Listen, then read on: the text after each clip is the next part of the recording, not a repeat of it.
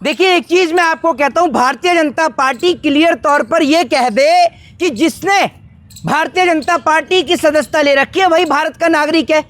अब इसका मतलब तो यही हुआ, भारतीय जनता पार्टी क्लियर तौर पर यह कह दे, क्योंकि आप आधार कार्ड को नहीं बताते प्रमाण, आप इस देश के अंदर वोटर आईडी कार्ड को प्रमाण नहीं बताते, और पासपोर्ट जिसकी वर्ल्ड में रैंकिंग होती है, भारत की क्या रैंकिंग है पासपोर्ट की वो सभी को पता है, आप सभी लोग पासपोर्ट की रैंकिंग जानते हैं।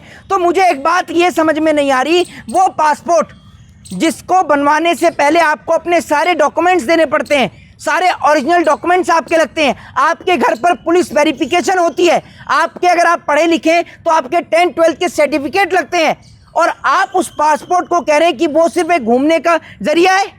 मुझे एक बात समझ में नहीं आ रही कि मोदी सरकार जो आधार कार्ड को वैल्यू नहीं दे रही, वो मोदी सरकार जो पासपोर्ट को वैल्यू नहीं दे रही। अब एक बात आप मुझे बताइए कि कैसे पता चलेगा कि हम भारत देश के नागरिक हैं, और आप मुझे ये बताइए कि पासपोर्ट आप जो कह रहे हैं कि सिर्फ ये घूमने का माध्यम है, घूमने का साधन है, तो मुझे आप सिर्फ ये बता दीजिए कि कौन सा विदेशी नागरिक भारतीय पासपोर्ट लेता है, और भारतीय सरकार कौन से विदेशी नागरिक को भारतीय पासपोर्ट दे रही है।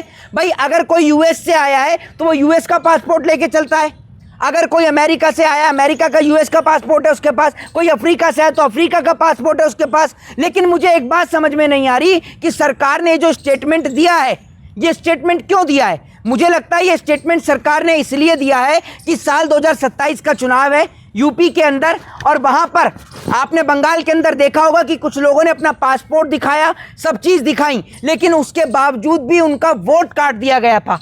तो मुझे ये लगता है कि सरकार वोट काटने की ताक में है, सरकार चुनाव जीतने के लिए बेईमानी करने की ताक में है, जिसके लिए भारतीय जनता पार्टी जो है वो पासपोर्ट को सिर्फ एक घूमने का साधन बता रही है, ताकि अगर लोग अपना पासपोर्ट दिखाएं तो सरकार ये कह दे कि भाई ये तो घूमने का एक माध्यम है। यूपी में काम नहीं करती तब ना ये चाल चलती। नहीं तो आप मुझे सिर्फ ये बता दीजिए कि कौन सा काम उत्तर प्रदेश में हुआ है। अरे राम मंदिर बनवा दिया सर। ऐसा है, आप या तो पत्रकार नहीं है, पहले मेरी बात सुन लीजिए, मैं आपको एक बात बोल रहा हूँ, और दोबारा इस बात को अपने कान में बिठा लीजिएगा, और दोबारा कहीं भी इस बात का जिक्र मत करिएगा, वरना किसी दिन आपको झूठी और भ्रामक खबर फैलाने के आरोप में कभी भी आप और आपके चैनल दोनों बंद हो सकते हैं। राम मंदिर भाजपा सरकार ने नहीं बनाया, राम मंदिर इस देश की अदालत ने फैसला दिया, जिसके बाद राम मंदिर बनाए। लेकिन उत्तर प्रदेश के मुख्यमंत्री वो तो खुले मंच से बोल रहे हैं कि हमने राम मंदिर बनवाया।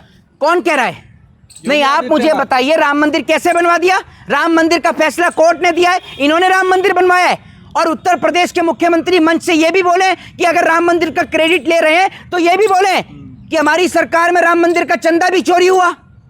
क्यों नहीं बोलते योगी जी? बताइए आप मुझे, क्यों नहीं बोल रहे योगी जी? बोला है इसलिए एसआईटी का गठन किया उन्होंने। आप एक बात मुझे बताइए, पुलवामा की घटना को कितने साल हो गए, आज तक उसकी कोई जांच निकलकर सामने नहीं आई। आप एसआईटी की जांच को आप क्या समझ रहे हैं? एसआईटी की जांच को बोले हुए योगी जी को आज 6ठा दिन है। आज से 6 दिन पहले उन्होंने ये बात बोली थी, और 15 दिन का उन्होंने समय लिया था।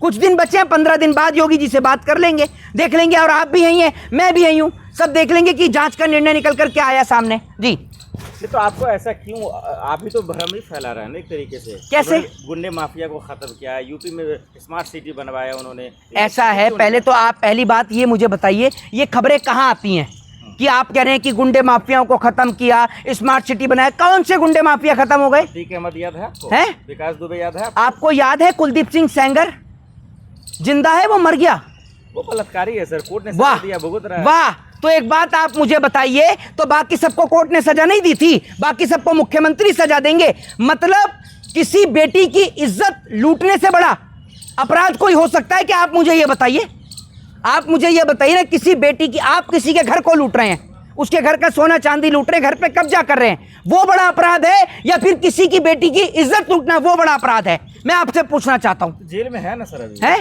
जेल से बाहर। एक बात आप मुझे बताइए, ये प्रज्वल्ला रेमन्ना कौन है? कौन है प्रज्वल्ला रेमन्ना? आप कह रहे हैं ना माफियाओं को मिट्टी में मिला दिया, भाई साहब माफिया इनकी पार्टी में है। भाई धनंजय सिंह कौन है? आप मुझे बताइए ना। राजा भैया कौन है? ये लोग दूध के धुले हैं, इनके ऊपर कोई आपराधिक मुकदमे नहीं चल रहे। कौन है अनंत सिंह? बताइए ना आप मुझे। अरे आप खुलेआम बिहार के अंदर एक व्यक्ति को गोली मार दी जा रही है, खुलेआम पुलिस एक व्यक्ति को गोली मार रही है वहां पर, तो आप भी तो गलत कर रहा था सर। है? भरत मैं आपसे ये कह रहा हूं, आप मुझे ये बताइए, जिन आप उत्तर प्रदेश की बात करते हैं तो उत्तर प्रदेश रेप और बलात्कार के मामले पे पहले नंबर पर आता है, दूसरे नंबर पर राजस्थान आता है। और आप कह रहे हैं कि अपराध मुक्त भारत हो गया है, अपराधी जो है वो थर थर कांप रहे हैं। कौन सा अपराधी कांप रहा है और कहां कौन से अपराधियों को आपने सजा दिया? हम तो ये कहना चाहेंगे कि राम मंदिर में जिसने भी चंदा चोरी किया, सब चंदा चोरों को देश के बीच चौराहे पर फांसी की सजा होनी चाहिए और ये एक्सपोज होना चाहिए। जो सरकार राम मंदिर के चंदा चोरों को नहीं पकड़ पा रही, वो सरकार इस देश के अंदर जो वोट चोरी करते होंगे उनको कहां से पकड़ लेगी? अभी आपने कहा सर 15 दिन दे दीजिए, अभी हुआ नहीं है ना भाई साहब। 15 दिन मैंने पुलवामा की घटना अपनी आंखों से जो है हमने उसकी खबरें सुनी थी, समझ गए आप? वो आज तक उसकी जांच निकलकर सामने नहीं आई जो आप बोल रहे हैं। और 15 दिन उसको कितना टाइम हो गया ये आपको भी अच्छी तरीके से पता है, उसको कई साल हो गए। जो राम को लाए हैं वो दाग लगने देंगे? देखिए मैं आपसे कह रहा हूँ वो गाने वाला कहाँ गए? हाँ, उनको तो पूरा देश ढूंढ रहा है। जो कह रहे थे जो राम को लाए हैं हम उनको लाएंगे, तो भैया जो राम को लाए हैं वो चंदा चोरों को भी तो लेकर आए, वो कहाँ है? और एक वो बाबा है यूपी वाला, क्या नाम है उसका, संत परमहंस, जो जल समाधि ले रहा था, वो कह रहा है कि अखिलेश यादव ने चोरी करवाई है राहुल गांधी की साजिश है। अबे तुम कोई गांजा फांजा फूकते हो हैं? नहीं तुम कोई नशा वशा करते हो क्या? ये तो बताओ आप मुझे। सत्ता में जो बैठा है उसके तुम तलवे चाट रहे हो, उससे तुम्हारी सवाल पूछने की हेकड़ी नहीं है, और तुम कह रहे हो कि जो विपक्ष में बैठा है उसने चोरी कराई। और मेरे को ये बात कई साल से पता थी।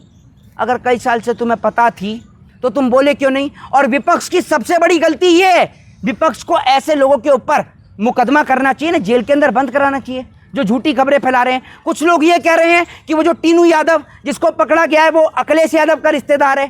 अबे तो भैया क्या नीरव मोदी नरेंद्र मोदी का रिश्तेदार है? या आप मुझे बताओ, जो आप बातें कर रहे हैं तो ये पूरा देश जानता है कि किसकी सरकार के राज में चोरी हुई है, और पूरा देश जानता है। चोर का जिम्मेदार कौन है जी? कौन है? सरकार। जो राम मंदिर का क्रेडिट लेके गई, चंदा चोरी का क्रेडिट भी उन्हें दिया जाएगा। सब पूरा देश जानता है। जय हिंद, जय संविधान।